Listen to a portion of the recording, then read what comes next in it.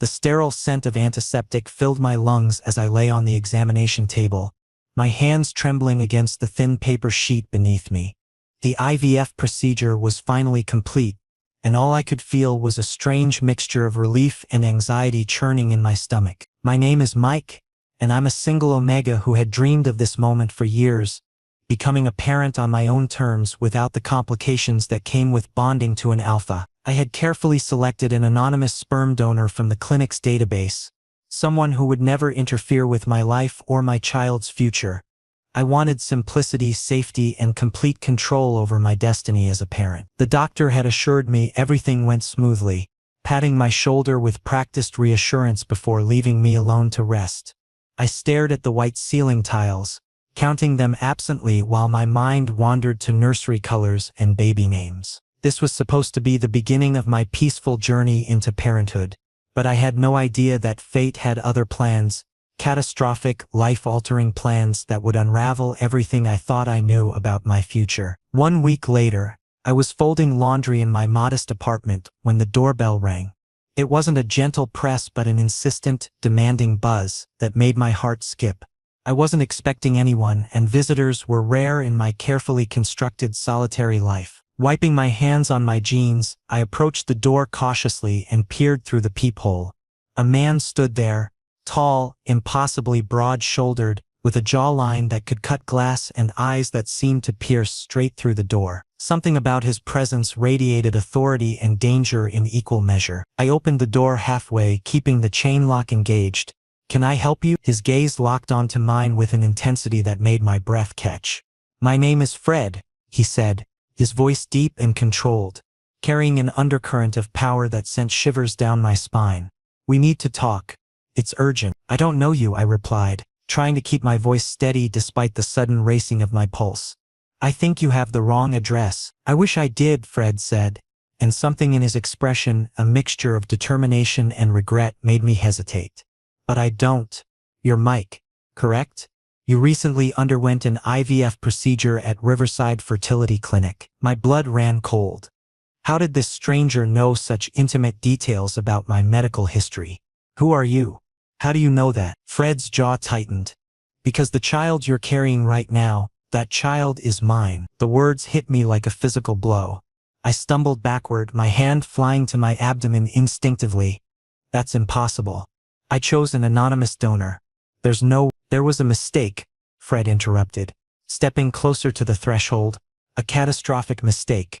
The clinic's record-keeping system failed during your procedure. Files were mislabeled, samples were mixed up, and instead of the anonymous donor you selected, they used my genetic material. I only found out 3 days ago when the clinic contacted me during their internal investigation." I felt the room spinning around me. This couldn't be happening. This was supposed to be simple, straightforward, uncomplicated. "You're lying," I whispered, even though something deep inside me recognized the truth in his eyes. "I have documentation," Fred said, pulling an envelope from his jacket. "Medical records, legal notices, everything. The clinic is facing a massive lawsuit, and they're terrified of the liability. But right now, that's not my primary concern." He paused, his eyes softening almost imperceptibly. "My primary concern is you and the child you're carrying. My child." I snatched the envelope through the gap in the door, my hands shaking as I tore it open. The official letterhead of Riverside Fertility Clinic blazed across the top of the page, and as I scanned the dense medical jargon and legal terminology, my worst fears were confirmed. Sample mix-up, genetic testing confirms paternity, profound apologies, legal ramifications pending. "No," I breathed, leaning against the wall for support. "This can't be real. I was so careful, I planned everything perfectly." "I know this is overwhelming," Fred said, his tone gentler now but still carrying that underlying steel. "I understand you wanted to do this alone, and I respect that. But we can't change what's happened. That child shares my DNA and I have a responsibility, a right to be involved in their life." "I don't want you involved," I said, panic rising in my chest like floodwater. "I don't know you. You could be anyone. You could be dangerous." "I won't hurt you," Fred said firmly. "I've already initiated legal proceedings against the clinic for compensation, but that's secondary. What matters is that you're carrying my child, and I need to ensure both of you are protected and provided for." "Protected from what?" I demanded, though something in his phrasing sent alarm bells ringing in my mind. Fred hesitated, and in that moment of silence I saw something flicker across his face: concern, calculation, and something darker that I couldn't quite identify. "My life is complicated. There are risks associated with my business dealings, and now that you're connected to me through this child, those risks extend to you as well." "What kind of business?" I asked, my voice barely above a whisper. "The kind that requires discretion," Fred replied carefully. "I'm a businessman with interests in various sectors, some of which operate in gray areas of legality. I won't lie to you, Mike. My world can be dangerous, which is exactly why I need to ensure your safety from this moment forward." I felt my omega instincts warring with my rational mind. Every logical part of me screamed to slam the door, call the police, and find a way to disappear. But there was something else too. Something primal and undeniable. My body recognized him in a way that defied explanation, as if some deep biological programming had activated the moment I'd looked into his eyes. His scent, even through the gap in the door, was intoxicating. Wood smoke and leather with an underlying musk that made my head swim. "I need time to process this," I said, my voice cracking. "This is too much. Everything I planned, everything I wanted." "I understand," Fred said, pulling out a business card and sliding it through the gap. "Take the time you need. But Mike, please understand, I'm not going away. That child is mine, and I protect what's mine. Whether you like it or not, your life has changed. We're connected now, and there's no going back." He turned to leave, then paused. "I'll be watching over you. You won't see me, but I'll make sure you're safe. When you're ready to talk, call me. Day or night, I'll answer." I watched through the peephole as Fred walked down the hallway, his movements fluid and controlled like a predator. When he disappeared around the corner, I slid down the wall to the floor, the business card clutched in my trembling hand, my free hand pressed against my abdomen, where a tiny life was growing, a life that was no longer just mine. Everything had changed in the span of 10 minutes.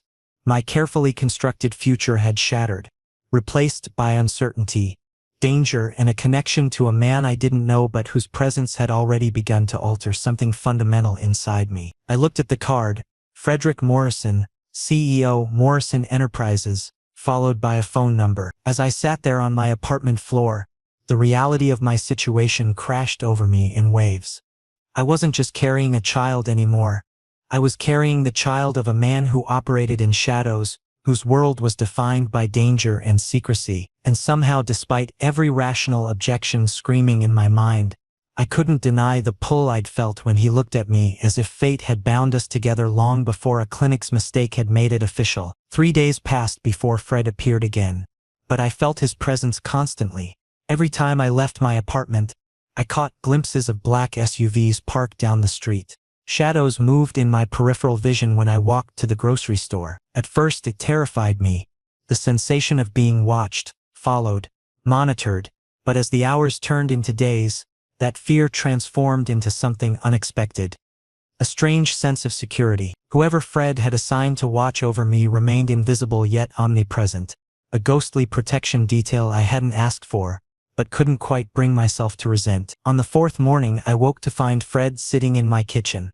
Not breaking in dramatically or announcing himself, just sitting calmly at my small dining table with 2 cups of coffee steaming in front of him as if this were the most natural thing in the world. I stood frozen in my bedroom doorway, wearing only pajama pants and an oversized shirt, my heart hammering against my ribs. "How did you get in here?" I demanded, though my voice lacked the outrage it should have carried. "You should upgrade your locks," Fred said mildly, pushing one of the coffee cups toward the empty chair across from him. "I had your building's security system analyzed. There are 17 vulnerabilities that could be exploited by anyone with basic skills. I've taken the liberty of arranging for improvements. You can't just—" I started, then stopped, running my hands through my disheveled hair. "You can't break into my home and rearrange my security without permission. That's not how this works." "How what works?" Fred asked, his dark eyes meeting mine with unsettling directness. "You haven't called me, Mike. You haven't reached out to discuss our situation. Did you think I would simply wait indefinitely while my child grows inside you without any involvement? I moved into the kitchen slowly, pulled by equal parts indignation and curiosity. The coffee smelled incredible, rich and dark, exactly how I preferred it. How did he know that? I needed space to think, to figure out what I want to do about this entire disaster. And what have you decided? Fred's tone remained neutral, but I detected tension in the set of his shoulders. I sank into the chair and wrapped my hands around the warm mug, avoiding his gaze. I don't know yet. This isn't just about what you want or what I want. There's a child involved. An innocent person who didn't ask to be born into this complicated mess. Exactly, Fred agreed, which is why we need to establish some ground rules and boundaries. I'm not trying to take over your life, Mike, but I am trying to be present in my child's life from the very beginning. That includes ensuring the person carrying them is healthy, safe, and supported. Supported, I repeated, tasting the word. What does that mean in your world? Fred leaned back in his chair, studying me with an intensity that made me feel simultaneously exposed and protected. It means financial security, medical care from the best specialists, protection from anyone who might want to use you or the child as leverage against me. And it means honesty, which is why I'm going to tell you something that might make you reconsider everything. My stomach clenched. What? The business I run isn't entirely legal, Fred said bluntly, his expression unchanging. I inherited a network of operations from my father, import-export businesses, that sometimes deal in goods that exist in legal gray zones. I've been working to legitimize everything, to transition into completely legal enterprises, but that process takes time. And in the meantime, I have competitors who would love to discover a weakness they could exploit. I set down my coffee cup before my shaking hands could spill it. You're telling me you're a criminal, that I'm carrying the child of someone who breaks the law for a living. I'm telling you I operate in complicated spaces where morality isn't black and white. Fred corrected. I employ thousands of people whose livelihoods depend on my businesses. I provide services and products that people want but can't obtain through traditional channels. Am I proud of every decision I've made? No. But I'm not a monster, Mike. I'm just a man trying to build something legitimate from a complicated inheritance. Why are you being so honest? I asked, genuinely confused. You could have hidden this. Let me find out later, after I'd already gotten attached to the idea of you being involved. Fred's expression softened almost imperceptibly. Because lies always surface eventually, and I'd rather you make an informed decision now than feel betrayed later. You deserve to know what you're getting into by allowing me into your life and our child's life. I stared at him, trying to reconcile the dangerous reality he'd described with the careful way he'd made my coffee, the concern evident in his eyes when he spoke about the baby. Your world sounds terrifying. It can be, Fred admitted, but it can also be safe if you know how to navigate it properly. And I've spent my entire life learning how to navigate it. I can keep you safe, Mike. Both of you. At what cost? I whispered. What happens to my independence? My freedom? My ability to make choices for myself and my child? Nothing happens to those things unless you want it to, Fred said firmly. I'm not asking to control your life. I'm offering partnership, shared responsibility for raising this child. You make decisions, I make decisions, and we figure out how to compromise when we disagree. Like any co-parents would. We're not any co-parents, I pointed out. We're strangers who got connected through a medical mistake. Then let's stop being strangers, Fred suggested. Ask me anything. I'll answer honestly. I took a deep breath, considering my options.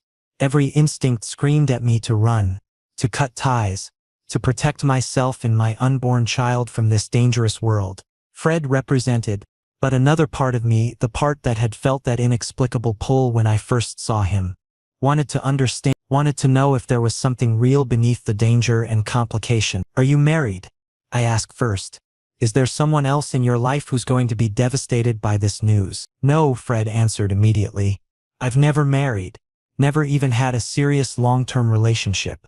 My lifestyle doesn't exactly lend itself to traditional romance. Do you actually want this child, or do you just feel obligated because of biology? Fred's jaw tightened, and for the first time genuine emotion flickered across his carefully controlled features. I want this child more than I've wanted anything in a very long time. When the clinic called to inform me of the mistake, My first reaction was panic, but then they told me you were already pregnant, that the procedure had been successful, and something inside me shifted.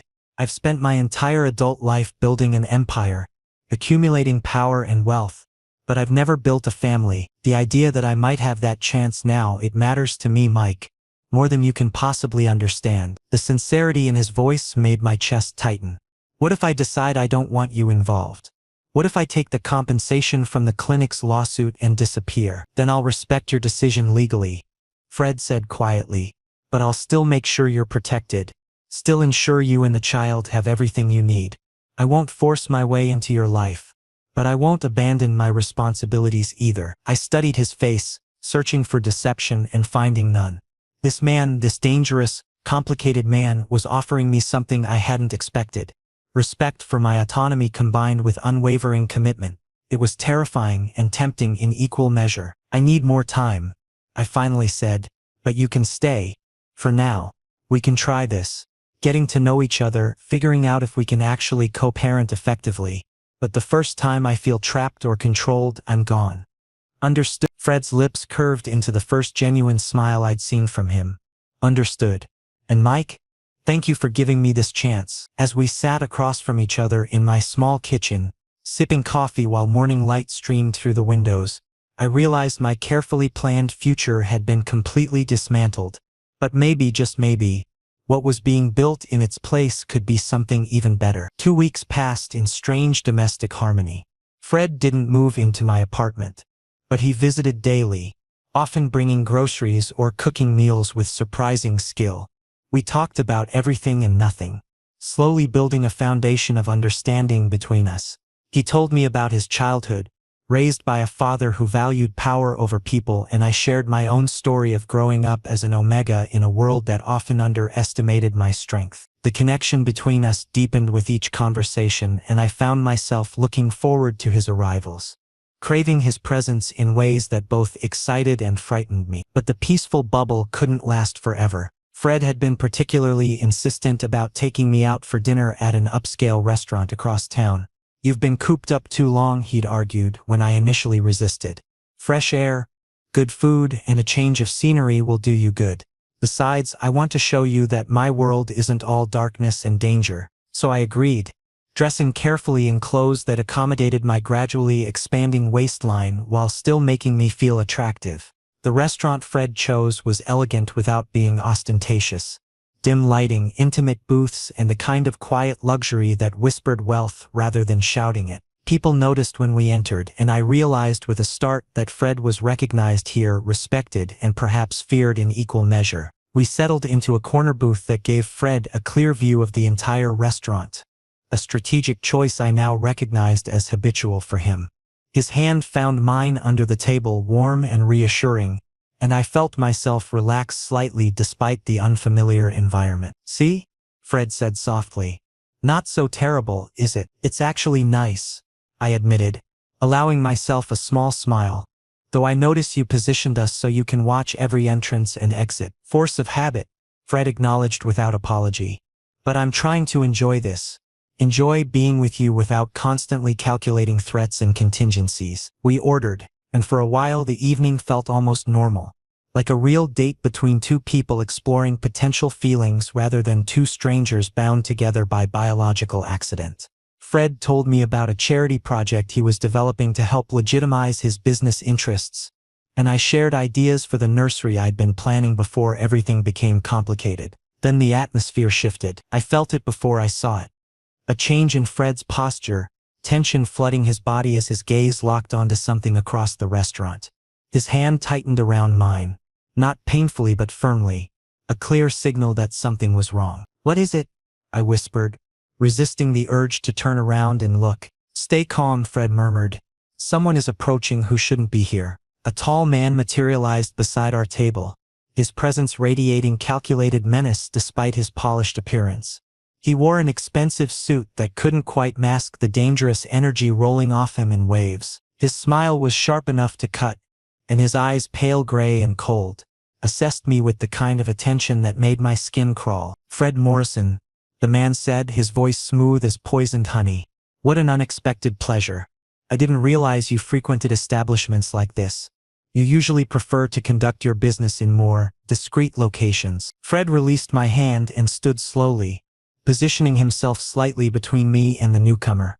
Tristan Vaughn, I didn't realize stalking was among your many unpleasant talents. Tristan's smile widened, revealing perfect teeth that somehow made him look more predatory rather than less. Stalking is such an ugly word. I prefer strategic observation. And imagine my surprise when my strategic observations revealed you dining with company. Romantic company, if I'm not mistaken. His gaze slid past Fred to focus entirely on me, and I felt pinned by that cold assessment like a butterfly on a collector's board. Who is this lovely creature? Surely not someone significant, or you would have introduced him by now. My personal life is none of your concern, Fred said, his voice dropping into a register that sent warning shivers down my spine. Leave. Now. But I haven't even been properly introduced. Tristan protested mockingly. He leaned closer to me, ignoring Fred's warning entirely. What's your name, beautiful? And what are you doing with a man like Fred Morrison? Don't you know he's dangerous? Step away from him, Fred growled, and the command in his voice made several nearby diners turn their heads nervously. Tristan laughed, but there was nothing amused in the sound. Protective, aren't we? That's new for you, Fred. You've never cared enough about anyone to show such obvious concern. Which makes me wonder what makes this particular Omega so special. My stomach dropped as I realized the implications of Tristan's attention. Fred had worried about enemies discovering vulnerabilities, and now one of those enemies stood right in front of us, having identified exactly what that vulnerability might be. This is your last warning, Fred said, and something in his tone made even Tristan pause. Walk away, or I'll make you walk away. And neither of us wants to cause a scene in a place like this. Tristan held Fred's gaze for a long moment, some silent battle of wills playing out between them. Finally he stepped back, straightening his already perfect tie. Of course, I wouldn't dream of disrupting your romantic evening. But Fred, we both know your world and romance don't mix well. Eventually someone always gets hurt. He turned to leave, then paused and looked back at me one more time. Lovely meeting you, sweetheart. I'm sure we'll cross paths again soon. The moment Tristan disappeared from view, Fred was pulling out his phone, his face set in grim lines. We're leaving. Now. What just happened? I asked, my voice shaking as Fred helped me out of the booth. Something very bad, Fred answered shortly, already typing rapidly on his phone while simultaneously guiding me toward the exit.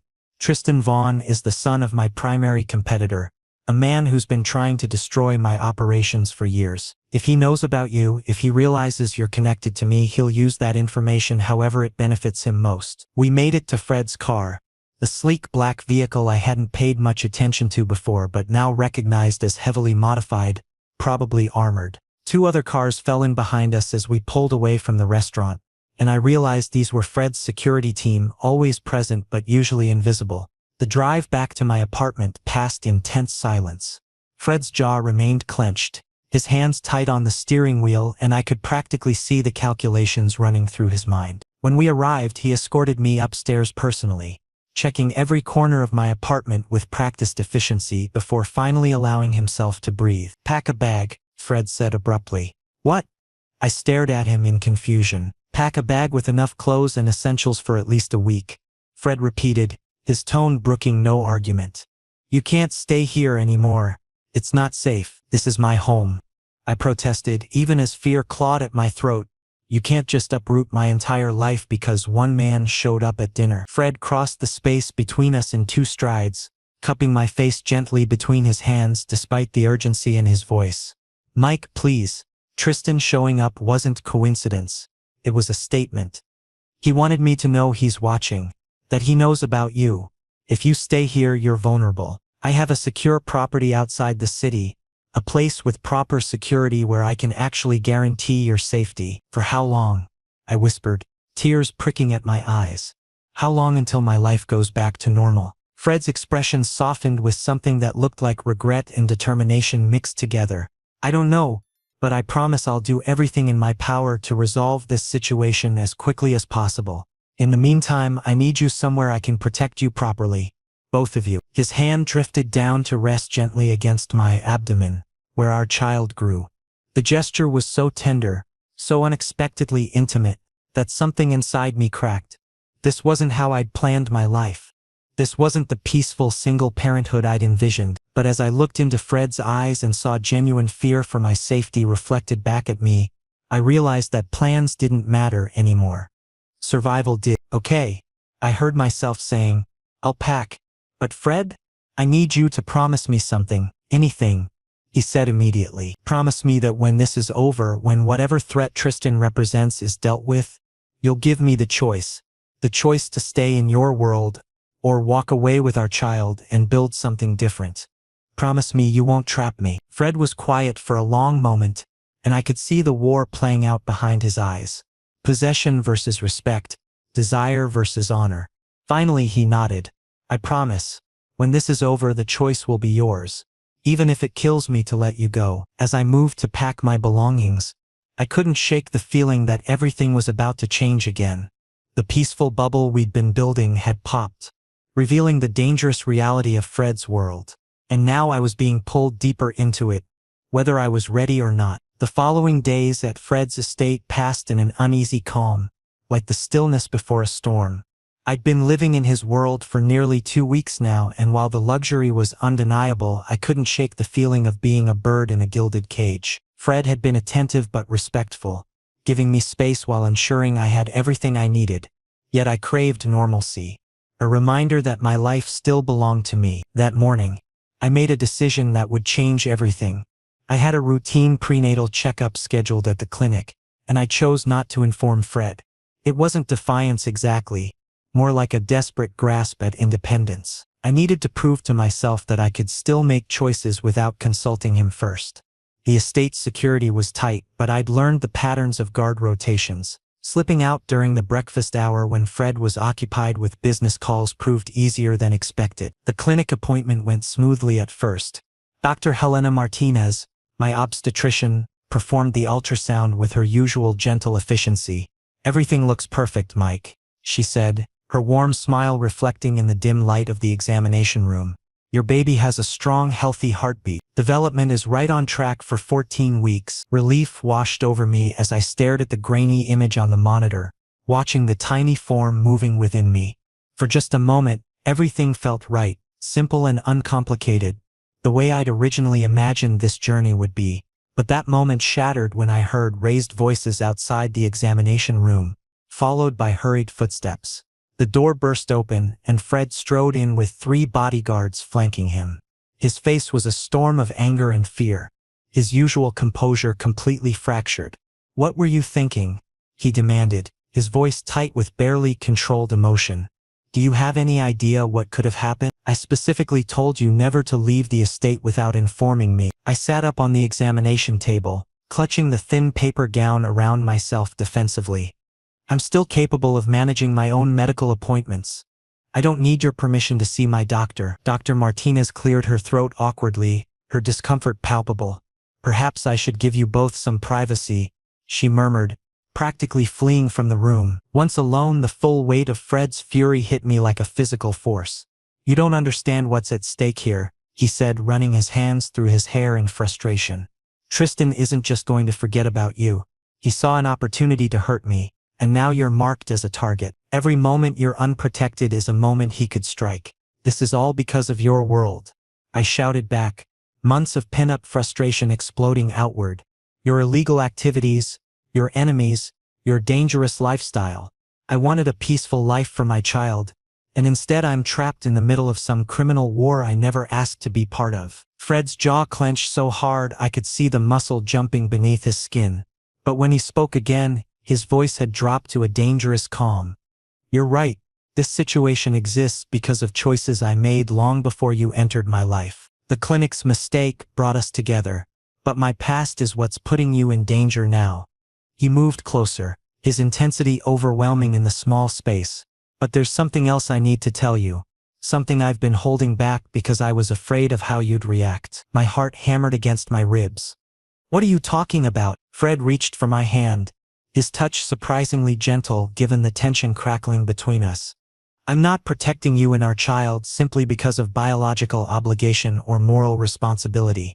His dark eyes locked onto mine with devastating honesty. When the clinic first contacted me about their mistake, they provided your file basic information, medical history, the reasons you chose single parenthood.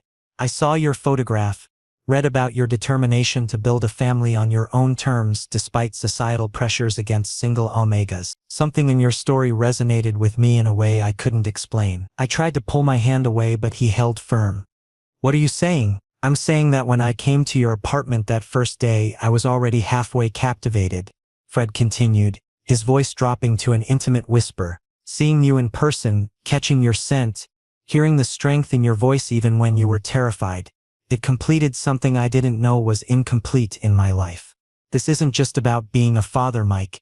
It's about wanting to be your partner in every sense of the word. Tears blurred my vision as his words sank in. That's not fair. You can't just decide we're meant to be together because of some feeling. I didn't choose you. This entire situation was forced on both of us. Maybe destiny doesn't care about fairness, Fred said softly, cupping my face with one hand while his thumb brushed away an escaped tear. Maybe sometimes the universe knows what we need better than we do. I'm not asking you to love me right now. I'm asking you to give us a real chance to see if what I feel could grow into something mutual. Before I could formulate a response, Fred leaned in and kissed me. It wasn't the aggressive claim I might have expected given the tension between us. Instead, it was achingly tender, a question rather than a demand. His lips moved against mine with careful reverence, as if I were something precious he was afraid of breaking. Every nerve in my body came alive, responding to him in ways my mind couldn't rationalize. The omega biology that connected me to this alpha surged forward, making my scent spike with arousal and something deeper recognition. When we finally broke apart, both breathless, I couldn't find words. Everything I'd been feeling, the confusion, the attraction I'd tried to deny, the growing attachment despite my best efforts, crystallized into painful clarity. I was falling for him, had been falling for him since those first domestic mornings in my apartment, and the realization terrified me more than any external threat ever could. I need time, I whispered, my voice breaking. I need to process all of this. Your confession, my feelings, what it means for our future. Fred nodded, understanding written across his features. Take whatever time you need. But please, stay at the estate where I know you're safe. Once Tristan is neutralized, once the immediate danger passes, we'll figure out the rest together. I give you my word. The ride back to the estate passed in contemplative silence. Fred held my hand the entire way, his thumb tracing absent patterns across my knuckles. When we arrived, he didn't pressure me for more conversation. Instead, he guided me to my room, ensured I was comfortable, and left me alone with my thoughts. That night, lying in the oversized bed in Fred's guest suite, I placed my hand over my growing belly and tried to imagine what our future might hold. The situation was impossibly complicated, born from medical error and tangled with danger. Yet beneath all that chaos, something genuine was growing, something that felt increasingly like love, whether I was ready to admit it or not. 4 days after my clinic appointment, Fred received an urgent summons from one of his business associates regarding a shipment problem that required his immediate personal attention. He'd been reluctant to leave me, pacing the estate's study while I sat curled in an armchair, watching his internal struggle play out across his features. The security here is impenetrable, he'd said, trying to convince himself as much as me. Marcus and his team are the best in the business. The perimeter sensors, the reinforced doors, the panic room and the east wing, you'll be completely safe. I'd placed my hand over his, stilling his restless movements. Go handle your business. I'll be fine for a few hours. Before leaving, Fred had pulled me close, pressing his forehead against mine in an intimate gesture that had become familiar over our weeks together. Keep your phone charged and within reach. Don't hesitate to call if anything feels wrong, even if it seems like paranoia. Trust your instincts. Then he'd kissed my forehead, a soft, lingering touch that felt like a promise, and departed with half his security team. The first few hours passed peacefully. I discovered a library on the estate's second floor, and I lost myself in a novel, occasionally pausing to feel the flutter of movement in my belly that marked the baby's presence. Evening fell gently, painting the sky in shades of orange and purple visible through the floor-to-ceiling windows. Then the lights died. One moment I was reading by the soft glow of the library's lamps, and the next, complete darkness swallowed the room. My phone had been charging in my bedroom, a rookie mistake that now filled me with dread. Before panic could fully set in, I heard sounds that chilled my blood, breaking glass somewhere downstairs. Muffled shouts, then a gunshot that echoed through the mansion's halls. I scrambled from the chair, my pregnant body making the movement awkward, and pressed myself against the wall beside the door. My mind raced through options. The panic room Fred had mentioned was in the east wing, 2 floors down and across what suddenly felt like miles of exposed hallway. My hands trembled as I tried to remember the emergency protocols Fred had made me memorize. But fear scattered my thoughts like leaves in a storm. Footsteps approached the library, multiple sets, moving with predatory purpose. The door swung open, and in the dim moonlight filtering through the windows, I recognized the figure that entered. Tristan Vaughn stood silhouetted in the doorway, flanked by 2 armed men. The smirk on his face was visible even in the shadows. Well, he drawled, his voice dripping with false civility. The elusive Mike. Fred really should have known better than to leave you so poorly guarded. Oh, don't worry about Marcus and his team. They're currently dealing with some unexpected complications that will keep them quite occupied for the next hour or so. Terror locked my muscles, but I forced myself to speak. Whatever you're planning, it won't work. Fred will destroy you for this. Fred will do exactly what I want him to do. Tristan countered, moving closer with casual menace. You see, I've been trying to acquire a certain territory that Fred controls. He's been annoyingly stubborn about negotiations. But now I have leverage he can't ignore, the Omega carrying his child. I wonder what he'll give up to ensure your safety. One of Tristan's men grabbed my arm roughly, and I cried out both from pain and outrage. Let go of me. You can't just kidnap people and expect. My protest cut off as chaos erupted. The library's main window exploded inward in a shower of glass as Fred crashed through it, having apparently scaled the exterior wall. He moved with lethal grace, a gun in each hand, his face transformed into something primal and terrifying. This wasn't the careful businessman or the tender, almost partner I'd come to know. This was an apex predator defending his mate. Get your hands off him, Fred snarled, his alpha command reverberating through the room with physical force that made even Tristan's armed guards hesitate. Tristan pulled his own weapon, pointing it at me with theatrical slowness. Take one more step and I'll. He never finished the threat. Fred moved faster than should have been humanly possible, crossing the distance between them in a blur. The ensuing fight was brutal and efficient. One guard went down with a bullet to the shoulder before he could even raise his weapon. The second managed a single shot that went wild, shattering an antique mirror before Fred disarmed him with a vicious strike that left him unconscious on the floor. I dropped to the ground at the first sound of gunfire, curling protectively around my belly while trying to make myself as small a target as possible. The world narrowed to the sounds of violence, grunts of effort, the sickening crack of bone, Tristan's cursing as Fred systematically dismantled his advantage. When the noise finally stopped, Fred had Tristan pinned against the wall, one forearm across his throat while his gun pressed into Tristan's ribcage. Blood ran from a cut above Fred's eye, and his knuckles were split but his hands were steady. You made a fatal error tonight, Fred said, his voice deadly calm. You threatened what's mine. The gun's report was deafening in the enclosed space. Tristan screamed as the bullet shattered his kneecap, and he crumpled when Fred released him. That's just the beginning of what you'll suffer, Fred promised. My lawyers will bury you in legal proceedings. My contacts in law enforcement will ensure every illegal activity you've ever touched comes to light. And if you ever come near Mike again, I'll finish what I started tonight. Additional security team members rushed in, summoned by the commotion, and began securing the scene. Fred immediately turned to me, dropping to his knees beside where I still huddled on the floor. Are you hurt? Did he touch you? Is the baby? We're okay, I managed through chattering teeth, shock setting in now that the immediate danger had passed.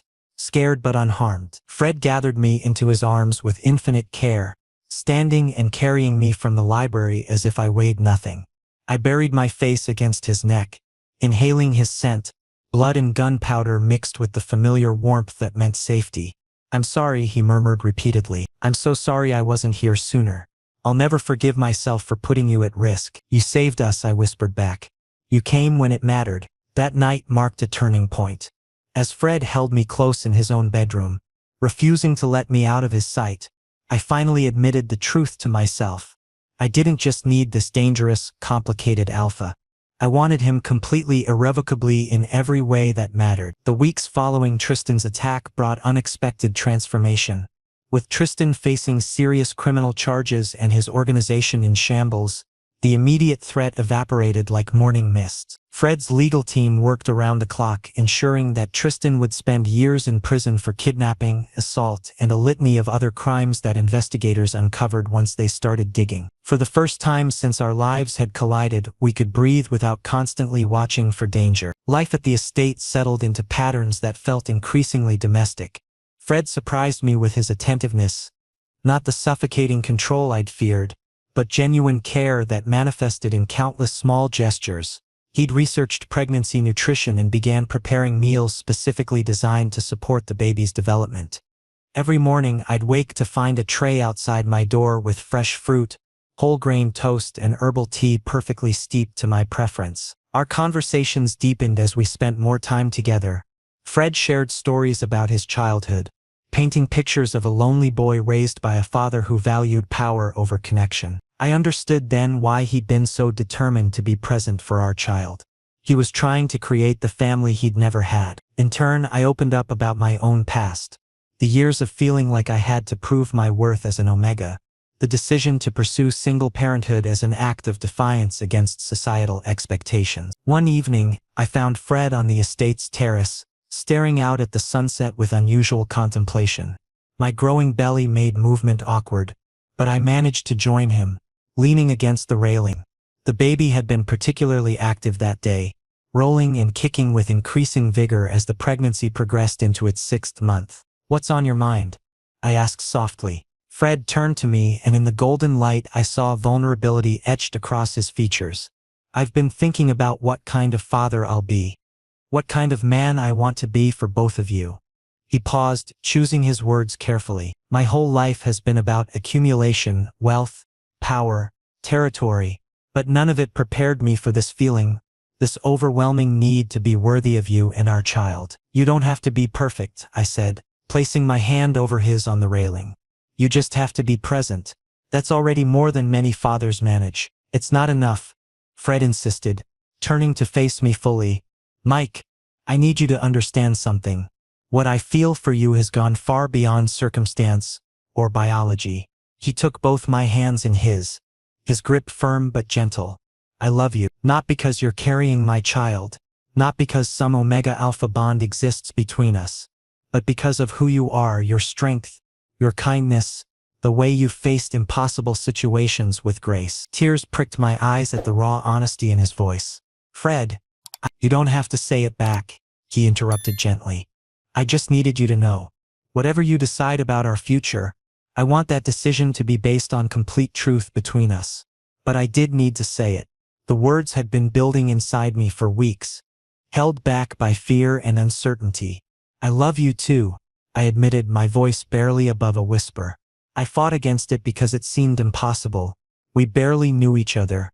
The circumstances were all wrong. But somewhere between your terrible coffee and your midnight worry sessions when you'd check on me, I fell completely. The kiss we shared then was different from any that had come before.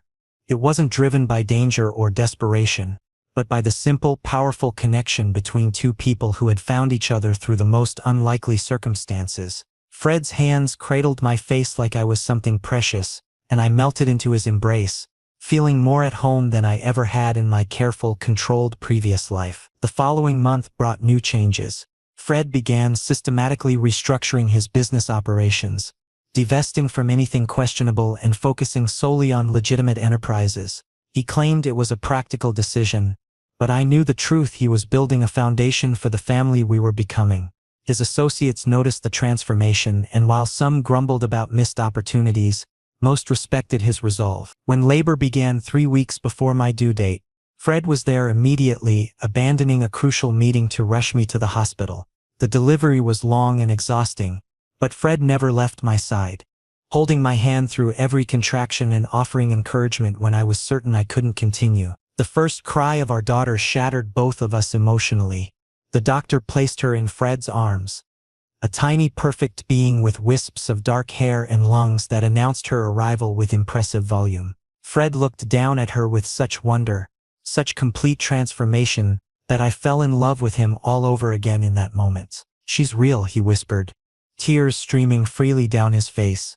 "Our daughter is real. Welcome to parenthood," I said through my own tears, exhausted but filled with joy so complete it felt like my heart might burst. We named her Elena, and she became the center of our world.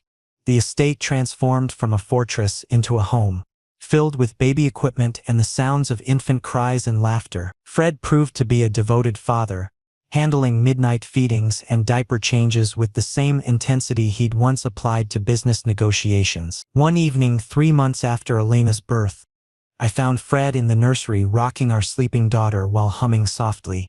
I stood in the doorway watching this dangerous man who'd become so gentle and marveled at how completely our lives had changed. "What are you thinking?"